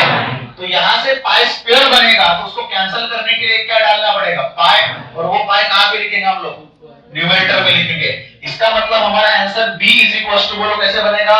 Mu naught pi i by 4 pi को अंदर डालने वाले अपन, ठीक है? हाँ, और डिवाइडेड बाय क्या रहेगा? l in bracket twice pi minus theta whole divided by, बोलिए, ट्वाइस पाई का होल स्क्वायर। देखो अगर 2 पाई बाहर निकला दैट इज 4 पाई स्क्वायर होगा, वो पाई स्क्वायर को कैंसिल करेगा पाई, और आपका आंसर आएगा दैट इज ऑप्शन ए। समझ में आया? एकदम इजी तरह का क्वेश्चन है, ठीक है, समझ में आया? तो आपको समटाइम्स तो याद रखना, क्वेश्चन सॉल्व करते समय सबसे इंपॉर्टेंट चीज, जो चीज आपको निकालनी है उसके तरफ ध्यान देना। और आपको सबसे इंपॉर्टेंट चीज ऑप्शन दिए हैं, that option is basically weak point of the problem, weak point of the problem. दूसरी चीज, प्रॉब्लम का वीक पॉइंट कौन सा होता है? The given data is the weak point of the problem. उसने बोला है कि आपके लेंथ का, आर्क का लेंथ कितना है? L, और जहां पे आपका रेडियस होना चाहिए वहां पे रेडियस की जगह पे उसने लेंथ दिया। इसका मतलब सीधा दिमाग रिलेशन पे लेके जाना। क्या करना है आपको? Angle is equal to arc length by radius. उसी को मॉडिफाई करके हम लोगों ने ऑप्शन के हिसाब से हमारे आंसर को ढालना शुरू कर दिया। बात समझ में आई? चलो अभी हम लोग थोड़ा सा 3D टाइप के क्वेश्चन देखेंगे एक्स वाई जेड में। मैं ऑप्शन के हिसाब से भी इसको आंसर निकाल के दूंगा, और ऑप्शन के अलावा कार्टेशियन कोऑर्डिनेट मेथड में, मतलब आईजे के में अगर आंसर नहीं रहा, सिर्फ मैग्नीट्यूड में आंसर दिया हो 3D वाले क्वेश्चन का, तो कैसे निकाला जाए? समझ में आ रहा है बात मैं क्या बोलना चाहता हूं? अगर आपका आंसर आईजे के में हो तो कैसे निकाले, और आईजे के में आंसर नहीं है लेकिन आपका क्वेश्चन 3D में दिखाई दे रहा, मतलब एक्स वाई जेड तीनों पे एक्सेस वाला क्वेश्चन अगर दिखाई दे रहा होगा तो भी आप लोग उसका आंसर निकाल सकते हो। क्लियर है? तो यहाँ पे मैंने 4 ऑप्शन दिए हैं, और आपका देखो यहाँ पे जो ब्लू कलर की लाइन दिख रही है, what is this? Is a conductor, और रेड में मैंने इसको ड्रॉ किया, ये हमारे क्या बोलो बेटा? एक्सिस है, ठीक है? तो यहाँ पे हमारा ये एक्स एक्सिस रहा, ये जेड एक्सिस रहा, और ऊपर वाला क्या दिख रहा है? That is Y axis. यहाँ पे एक आर्क है हमारा जिसका रेडियस है बेटा कितना? और सबसे इंपॉर्टेंट चीज यहाँ पे देखिए, ये हमारी कौन सी लाइन है? X axis. ये कौन सी है? और दोनों भी हमारे एंगल कितना बनाती है? 90 डिग्री। इसका मतलब ये जो आर्क दिया है वो क्लियर कट क्या शो कर रहा है? बोलो, क्वाड्रेंट है। क्लियर? सिमिलरली उसी तरह से ये भी देखिए, ये वाई एक्सिस और ये एक्स एक्सिस, ये भी क्या बनेगा आपका? क्वाड्रेंट बनेगा। बहुत बढ़िया। तो मैंने आपको कल रूल बताया लास्ट लेक्चर में, कौन सा वाला? सब क्या करना है कि ये हमारा क्या रहेगा? इनफाइनाइट। ये भी कौन है हमारा? इनफाइनाइट। क्लियर? जो आपके क्या दिखेंगे, जो आर्म्स दिखेंगे वो सारे आर्म्स को क्या करना हम लोगों ने? नंबर देना है, ठीक है? 1, दैट इज 2, उसके बाद ये कौन है? 3, और ये आपका, और कुछ बचा है क्या? हाँ, कौन सा? दिस इज 5, ठीक है? अब हम लोग शुरू करेंगे मैग्नेटिक फील्ड निकालना, और साथों साथ उसका डायरेक्शन भी निकालना शुरू करेंगे। क्लियर है? चलो आर्म नंबर 1 से मैग्नेटिक फील्ड B1 की वैल्यू कितने होगी? वहां पे हमको ऑब्जर्व करने बेटा O पॉइंट पे, तो मैग्नेटिक फील्ड B1 की वैल्यू कितनी? 0 बनेगी। एग्जैक्टली टिप के सामने आ रहा है। क्लियर हो गया?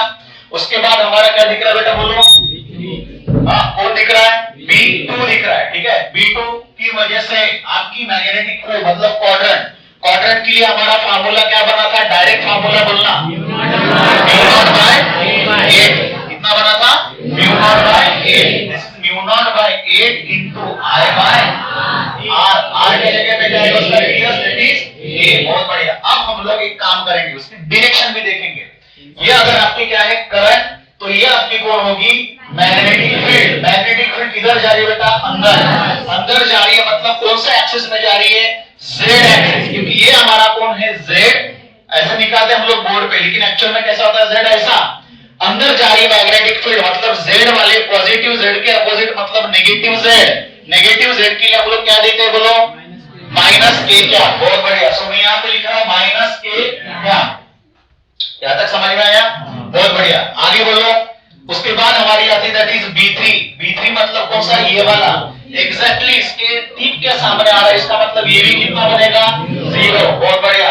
उसके बाद हमारा आता है मैग्नेटिक फील्ड नंबर 4, मतलब कौन सा? क्वाड्रेंट की वजह से। बराबर है? तो क्वाड्रेंट के लिए फार्मूला क्या बनता है? That is μ0/8 into I/R। R की जगह पे क्या आएगा? बहुत बढ़िया, ट्वाइस a। बराबर। उसके बाद इसका डायरेक्शन के बारे में बात करो। डायरेक्शन कैसा? This is current. देखो करंट ऐसे गोल घूम रहा है, और हैंड याद रखना, यही यूज करना है। करंट मैग्नेटिक फील्ड किधर जा रहा है? अंदर मतलब जेड एक्सिस कौन सा? -z वाला, ठीक है?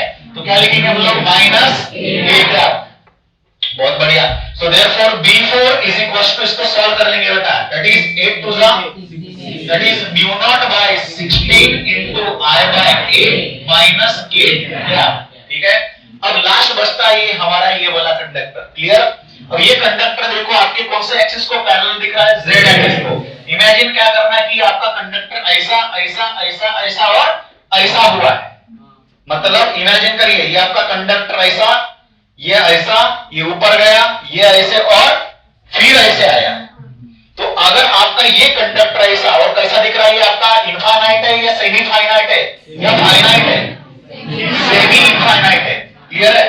तो ये सेमी इनफाइनाइट के लिए देखो, इसका एक एंगल कितना परपेंडिकुलर बाइसेक्टर दिख रहा है, ये परपेंडिकुलर वैल्यू, इसकी वैल्यू कितनी होगी?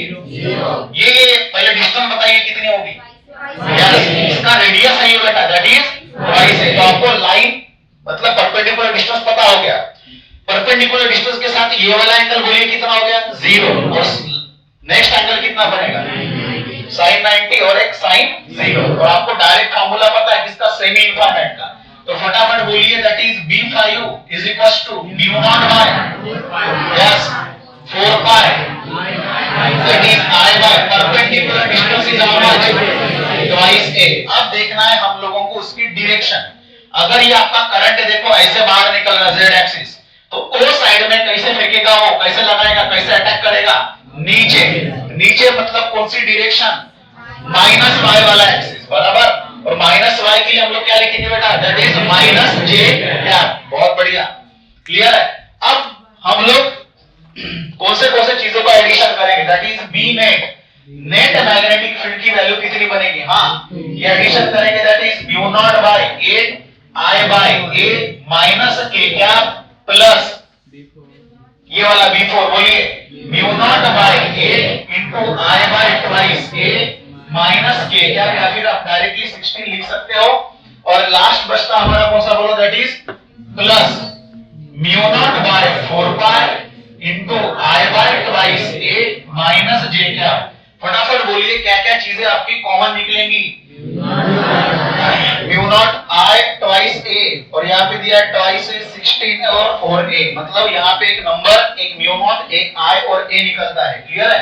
तो यहाँ पे निकला म्यू नॉट अपॉन क्या क्या निकल रहा? देखो यहाँ से क्या निकलेगा? देखो 2 4 8, यहाँ पे से यहाँ पे भी है 8, यहाँ पे भी है 8, दैट इज 8।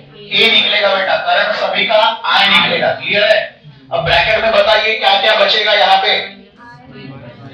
यहाँ पे बचेगा माइनस k क्या, और माइनस भी निकल जाएगा आपका। ऑप्शन में देखो हर किसी के पास आपके क्या दिए हैं? माइनस। माइनस निकल गया, क्या बचेगा? k क्या प्लस, यहाँ पे क्या बचेगा? 8 निकल गया, 2 बचा था आपका, बराबर है, that is k by a क्या बाय 2। बहुत बढ़िया। हाँ, प्लस इसके पास क्या बचेगा? बराबर है, यहाँ पे बचेगा पाई, और यहाँ पे j क्या, दैट इज j क्या बाय पाई। ठीक है? अब देखिए, ये k क्या प्लस k क्या बाय 2, 2 अंदर 2 plus 1 is how much? 3 by 2 k क्या।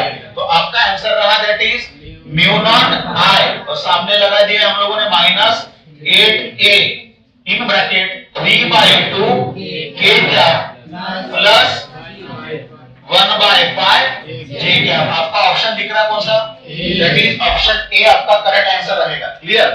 आप देखिए, सबसे इंपॉर्टेंट चीज, सर ये कार्टेशियन कोऑर्डिनेट के फॉर्म में, that is i j k के फॉर्म में दिया है। हो सकता है कि आपके ऑप्शन में इस तरह का आंसर ना रहे, मतलब I J K के फॉर्म में ना रहे, एक नंबर रहे म्यू नॉट पाई I के फॉर्म में वगैरह। ठीक है? और I और J और K इस तरह के कोई भी कोऑर्डिनेट्स अगर ना दिखे तो आपको कैसा निकालना है? तो मैंने आपको बताया, अगर इस तरह से रहेगा तो इसका आंसर किस में कन्वर्ट करना है? मैग्नीट्यूड के फॉर्म में। तो I J K का मैग्नीट्यूड कैसे निकाला जाता है? Magnitude is equal to under root of RX square plus RY square plus RZ square, बराबर। तो ये जो दिख रहा है K और J के फॉर्म में, इसका आंसर कैसे लिखेंगे? ये बचा हुआ आपका mu not I by 8a in bracket, हाँ, अंडर रूट ऑफ 3 बाय 2 का स्क्वायर प्लस 1 बाय पाई का स्क्वायर। 3 बाय 2 का स्क्वायर कितना बचेगा? तो अंडर रूट में क्या आएगा answer? That is 9 by 4 plus 1 by pi square. बस समझ में आई? ये रहेगा आपका आंसर। क्लियर है? ये रहेगा उसका मैग्नीट्यूड। ठीक है? अब इसका डायरेक्शन भी बता दीजिए किधर रहेगा, कहां पे हो सकता है? J और K, कौन सा J? Negative J negative K। कौन सा नेगेटिव J दिख रहा था आपको? नेगेटिव जे मतलब कौन सा, कहां पे, नीचे, बराबर। अब नेगेटिव जेड मतलब कितना, पीछे, इस तरह से, बराबर है, पीछे और ये नीचे, तो कहां पे जाएगा, ये ऐसा जाएगा कहीं पे, बराबर है, माइनस के माइनस जे के इसमें, क्लियर है। जिसका मैग्नीट्यूड कितना रहेगा बेटा, इतना रहेगा, क्लियर है। तो हो सकता है जब भी आप प्रैक्टिस करो कुछ कुछ बुक्स में आपको आईजेके के फॉर्म में ना दिखे, कुछ अलग दिखे, तो आपको पता होना चाहिए उसका मैग्नीट्यूड हम लोगों ने स्केलर वेक्टर वाले चैप्टर में देख लिया था, बराबर है। चलो आगे बढ़ेंगे बेटा। आप उसी तरह से सिमिलर क्वेश्चन यहाँ पे आपको दिख रहा होगा, क्लियर। तो इस क्वेश्चन में इस तरह के बहुत सारे आपको क्वेश्चंस हो सकते हैं। आपके डायग्राम में कितने दिए हैं इस तरह के, दैट इज 3 डायग्राम दिए, ठीक है। एक मैं आपको सॉल्व करके दे रहा हूं, 2 क्वेश्चंस आपको खुद से सॉल्व करना है, क्लियर। चलो बेटा, तो यहां से आपका दिख रहा होगा, यहाँ पे इनफाइनाइट कंडक्टर दिख रहा है जिसमें से करंट फ्लो हो रहा है I, ये भी कितना जा रहा है बोलो, दैट इज करंट I, इधर से भी करंट आ रहा है कितना I, और रेडियस है बेटा आपका R का कितना R, ठीक है। और आपको दिया है यहाँ पे देखो, ये x एक्सिस है, ऊपर का z और इधर का y दिया है। तो आपको IJK के फॉर्म में लिखते समय आपको तकलीफ नहीं होना चाहिए या फिर कंफ्यूजन नहीं होनी चाहिए, क्लियर है कि x y z कुछ इधर भी हो सकता है। मैंने पहले बोला x y z का ओरिएंटेशन कुछ भी हो सकता है, जरूरी नहीं कि इधर ही x हो, इधर y और इधर z हो, बस समझ आई। बस उसको एंटी क्लॉकवाइज सेंस में लेना है। अगर यहाँ पे x हो तो उसका एंटी क्लॉकवाइज सेंस में सेकंड नंबर किसका आएगा, y, एंटी क्लॉकवाइज सेंस में z, बस समझ में आई। तो आगे बढ़ेंगे। तो आंसर बताइए, ये आंसर देखो कितना है 1, ये कितना है 2 और ये बचा आपका 3। तो आपका कंडक्टर कैसा रहा है, ये देखो ऐसे ऐसे और ऐसे, क्लियर। तो आपका ये कंडक्टर कौन सा दिख रहा है, सेमी फाइनाइट, बराबर। ये परपेंडिकुलर डिस्टेंस कितना रहेगा बेटा, दैट इज r, क्लियर। तो मुझे बताइए magnetic field due to the first conductor कितना रहेगा, बोलते चलो, μ0/4 I/r, बराबर है। कुछ है कुछ बाकी नहीं है। अब इसके डायरेक्शन के बारे में बात करेंगे, बोलो। ये रहा आपका करंट, अंदर जा रहा है करंट, और ये रहा आपका O, किधर है मैग्नेटिक फील्ड, नीचे, नीचे मतलब Z ऊपर है, नीचे जा रहा है मतलब Z के अपोजिट का मतलब नेगेटिव Z, मतलब कौन सा, -a, क्या, बहुत बढ़िया। सिमिलरली आप लोग इसका दूसरे का निकालोगे, कौन सा है, दैट इज कौन सा वाला R का ही है, semi circle arc. Semi circle arc का डायरेक्ट फार्मूला आपके पास है, that is μ0/4 into I/, radius बताइए R है बेटा। अब देखिए ये आपका रहा करंट, ऐसे जा रहा करंट, और ये रही मैग्नेटिक फील्ड अंदर जा रही है, अंदर मतलब ये रहा आपका x, x के अपोजिट में मतलब नेगेटिव x, मतलब कौन सा, -I क्या, बराबर है। सिमिलरली मैं निकालता हूं B3 भी कौन है हमारा, बोलो, दैट इज सेमी इनफाइनाइट, जिसका परपेंडिकुलर डिस्टेंस कितना रहा, r रहा, बराबर है। तो that is μ0/4 into I/r, in bracket क्या लिखोगे, देख लो डायरेक्शन, ये रहा आपका करंट, ये रहा मैग्नेटिक फील्ड नीचे के डायरेक्शन पे z के अपोजिट, therefore -a क्या, ठीक है। इन दोनों का तो डायरेक्ट एडिशन हो जाएगा, ठीक है। तो बोलो B नेट की वैल्यू कितनी बनेगी, B net is equal to, फटाफट एडिशन करते चलो, μ0/4 इनटू I/r माइनस k, क्या, ये दोनों बार एडिशन होंगे मतलब दैट इज ट्वाइस से मल्टीप्लाई करेंगे बेटा, क्लियर है। प्लस ये रहेगा μ0/4 इनटू I/r माइनस k, क्या I क्या। तो वैल्यू बताइए कितनी आएगी, क्या क्या कॉमन निकलेगा, 2 या फिर रहने दो 2, कोई दिक्कत है किसी को, रहने दो 2 रहने दो। यहाँ पे 4 है तो आपका निकलेगा μ0I/4r इन ब्रैकेट ट्वाइस, ये माइनस भी निकलेगा, माइनस ट्वाइस, हाँ ट्वाइस, सॉरी के क्या, बराबर। और यहाँ पे बचेगा कितना आपका, -I क्या, माइनस निकलेगा तो यहाँ पे क्या आएगा आपका, प्लस आएगा, क्लियर होगा। कौन सा पाई बचा आपका, डिवाइडेड बाय पाई, क्लियर है। इतना आपका आंसर रहेगा। इसको मैग्नीट्यूड के फॉर्म में कन्वर्ट करके बताइए, तो therefore -μ0I/4r in bracket magnitude के फॉर्म में बताइए, और जो √rx² plus ry² plus rz²। तो आपके पास कौन है, x का है, y का नहीं है, z का है, बराबर है। तो आपका आंसर क्या आएगा, under root of 4 pi square plus 1। ये रहा आपका मैग्नीट्यूड के फॉर्म में।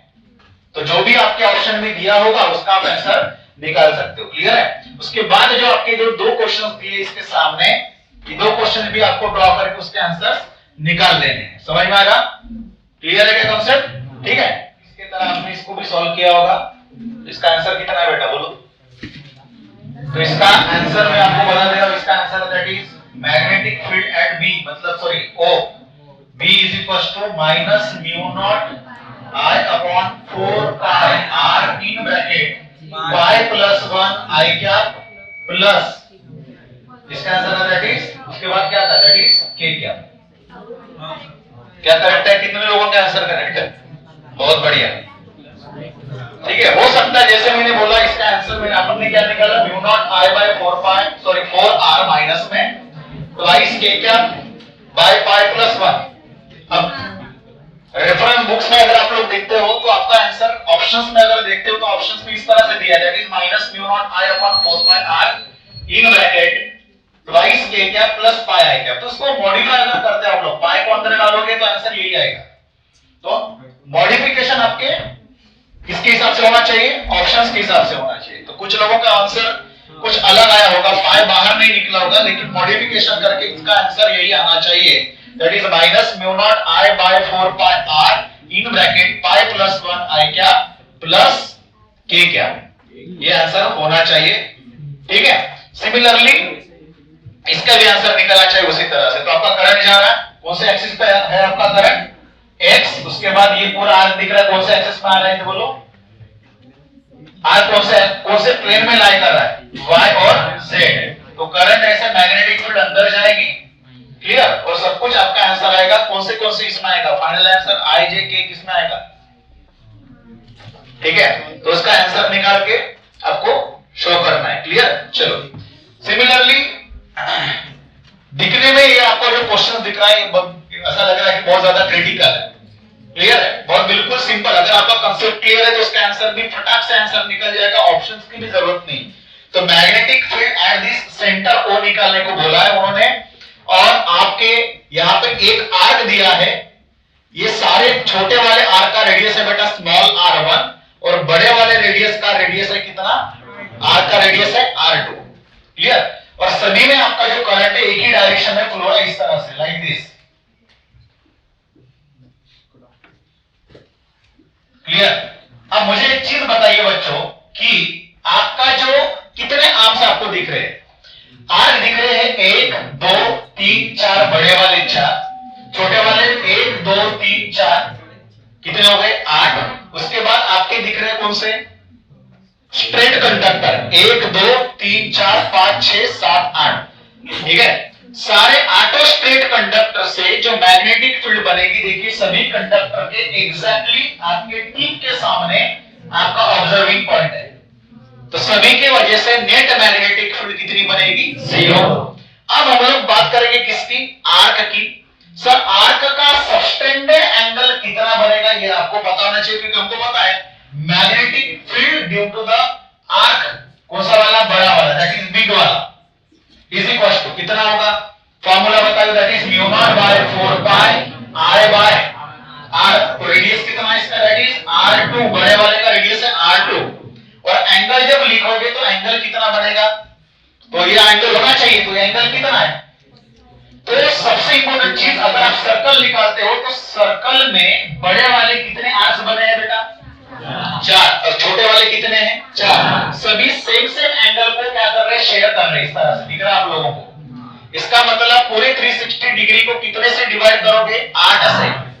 तो 360 डिवाइडेड बाय 8 कितना बनेगा, कितना बनेगा 45। 45 को कैसे लिखते हैं हम लोग, रेडियन में बताइए, दैट इज पाई बाय 4। बहुत बढ़िया, पाई बाय 8 कितना बना, 4 4 का, that is mu not by 16 I by R2। ये रहा एक बड़े वाले आर्क से। ऐसे कितने आर्क से हमारे, 4, तो कितने से मल्टीप्लाई करोगे, 4 से। तो आपका आंसर कितना रहा, 4 into mu not by 16 into I by R2। तो ये 4 4 का 16, तो आपका आंसर रहा mu not by 4 into I by R2। Similarly आपके छोटे वाले आर्क से, that is magnetic field due to the arc, कौन सा वाला, स्मॉल वाला, तो स्मॉल वाले आर्क से भी आंसर उतना ही रहेगा। अरे वो भी कितने एंगल सब्सटेंड कर रहा है, 45 एंगल, बराबर है। ठीक है, तो आपके कितने 4 से मल्टीप्लाई करोगे, आंसर रहेगा म्यू नॉट बाय 4, वही आंसर रहेगा। करंट भी सभी में क्या कर रहा है, सेम फ्लो हो रहा है, सिर्फ रेडियस आपका अलग है बेटा, रेडियस क्या रहेगा R1। क्लियर। अब हम लोग डायरेक्शन की बात करेंगे। देखो करंट, मैग्नेटिक फील्ड, इस आर्क की वजह से, बड़े सभी आर्क की वजह से मैग्नेटिक फील्ड अंदर। सिमिलरली छोटे आर्क का भी देखो डायरेक्शन किधर है, क्लॉकवाइज, तो सभी से जो बनने वाला है मैग्नेटिक फील्ड रहेगा अंदर। तो दोनों का क्या रहेगा, addition, that is B net की वैल्यू बनेगी, दोनों के एडिशन करेंगे तो कॉमन निकलेगा कौन सा, mu not by 4 into I in bracket 1 by R1 plus 1 by R2, ये रहेगा आपका answer, which is very easy. दिखने में ऐसा लग रहा कितना कॉम्प्लिकेटेड है या कैसे निकाले, बराबर, एकदम इजी कंसेप्ट अगर क्लियर हो। उसके बाद ये आपका जो लास्ट क्वेश्चन बचता है, इसमें उसने बोला है कि यहां से स्ट्रेट कंडक्टर बेटा फ्लो हो रहा है, स्ट्रेट कंडक्टर दिया है। देखो ध्यान देना, इस स्ट्रेट कंडक्टर से जो करंट फ्लो हो रहा है दैट इज 54 एंपियर, और ये स्ट्रेट कंडक्टर आपके सर्कुलर आर्क के एज से, एज से मतलब यहां से लेके ये डिस्टेंस दिया है 0.05 मीटर। अब ये पूरा क्वेश्चन जो है थ्योरी में दिया है, तो हम लोग उसको क्या किए, डिजाइन किए। क्लियर है। तो यार दैट इज वैल्यू 0.05 मीटर। इसका रेडियस दिया है बेटा सर्कुलर कॉइल का कितना है, दैट इज 0.22 मीटर, और इस सर्कुलर कॉइल में करंट फ्लो हो रहा है कौन से डायरेक्शन में, क्लॉकवाइज सेंस में, जिसकी वैल्यू है 3.5 एंपियर। अब क्वेश्चन में दिया है the net magnetic field, that is magnetic field at O is equal to 0। कितनी दी है मैग्नेटिक फील्ड, सेंटर पे 0। और बोला गया है अगर ऐसी चीज यहां पे मैग्नेटिक फील्ड 0 हो तो नंबर ऑफ टर्न्स, क्या पूछा है, number of turns of a coil, capital N की वैल्यू पूछी गई है। क्लियर। अब मैग्नेटिक फील्ड O पे 0 होने के लिए कॉइल के वजह से मैग्नेटिक फील्ड और आपके स्ट्रेट कंडक्टर की वजह से मैग्नेटिक फील्ड क्रॉस होके कितनी होनी चाहिए, 0। हम लोग एक बार चेक करेंगे क्योंकि हमको क्या है, क्यूरियोसिटी है कि सही में 0 बनती है नहीं बनती। देखिए अगर ये आपका स्ट्रेट कंडक्टर इसके डायरेक्शन में जा रहा है करंट, और अगर आप कर्व फिंगर देखते हो तो O पॉइंट पे मैग्नेटिक फील्ड किधर निकल रही है, बाहर, जो भी हो बाहर निकल रही है। और करंट देखो ये वाला आपका, देखो कौन सा वाला arc, circular arc, circular coil, ये रहा आपका करंट, और ये देखो मैग्नेटिक फील्ड किधर जा रही है, अंदर। तो स्ट्रेट कंडक्टर की वजह से बाहर और सर्कुलर कॉइल की वजह से अंदर, और दोनों की नेट मैग्नेटिक फील्ड कितनी है, 0। ये तो प्रूफ हो गया, डायरेक्शन हम लोगों ने चेक करके देखा। तो मैं ऐसे बोल सकता हूं, इसका मतलब ये the magnetic field due to the straight conductor, क्या लिखेंगे, straight conductor is equal to magnetic field due to the coil. दोनों की वैल्यू कैसे होगी, सेम। यहां तक समझ में आया। अब देखिए स्ट्रेट इनफाइनाइट कंडक्टर का फार्मूला फटाक से बोलो, कितना बनेगा, mu not by 4 pi into twice I by R. R is what, observing point से डिस्टेंस कितना है बेटा, 0.05 बोलना नहीं है, ये A से डिस्टेंस दिया है, तो यहां पे मैं लिखता हूं that distance small d, that is d plus इसका रेडियस r, इसका रेडियस कॉइल का रेडियस, ये भी रेडियस लेना पड़ेगा ना, ये रहेगा डिस्टेंस, परपेंडिकुलर डिस्टेंस। बस समझ में आई। इज इक्वल टू किसका, कॉइल का मैग्नेटिक फील्ड का फार्मूला बताइए। कॉइल का सेंटर में कितना बनेगा, mu not by 2 into I by उसका रेडियस कितना है, r। अगर 1 टन हो तो इतना, 2 टन्स हो तो 2 से मल्टीप्लाई, 3 टन्स हो तो 3 से मल्टीप्लाई, और n नंबर ऑफ टन्स हो तो n से मल्टीप्लाई करना पड़ेगा। और यही आपको n पूछना है बेटा। क्लियर है, बहुत बढ़िया। तो बताओ क्या क्या चीजें कैंसिल हो रही है यहाँ पे, फटाफट वो चीजें हम लोग कैंसिल करेंगे और बाकी की वैल्यू हम लोग पुट करके आंसर निकालेंगे। क्लियर है। तो म्यू नॉट क्या हो रहा है, कैंसिल हो रहा है, बराबर है। ये देखो 2 2 4, यहाँ का 2 यहाँ का 2 कैंसिल, बराबर है। ये I और I कैंसिल नहीं होगा। क्यों? क्योंकि करंट देखो एक बार स्ट्रेट कंडक्टर में यहाँ पे करंट की वैल्यू है कितनी, I1 हम लोग बोल रहे हैं, और इसको क्या बोलेंगे, I2 करंट, तो कैंसिल नहीं होगा। क्लियर है? और वैल्यू हम लोग पुट अप करेंगे, फटाफट बोलो। तो n को यहाँ पे लेके आया, बाकी की चीजें उधर लेके जाओ, लेके जाओ बेटा। क्या क्या चीजें बची यहाँ पे, R बचा है, यहाँ पे बचा है कौन, I1, ठीक है। तो दैट इज ये R लेके जाओ, that is I1 into R बराबर है। और कुछ बचा है क्या उधर नीचे, ऊपर कुछ बचा है क्या, नहीं। यहाँ पे क्या बचा है, दैट इज I2 को लेके जाओ नीचे, तो divided by I2 into T plus R। अभी वैल्यू हम लोग क्या करेंगे, पुट अप करेंगे। I1 की वैल्यू बताओ कितनी है, I1 किसके लिए, हम लोग कंडक्टर की वजह से, कितनी है बेटा, 54, ठीक है।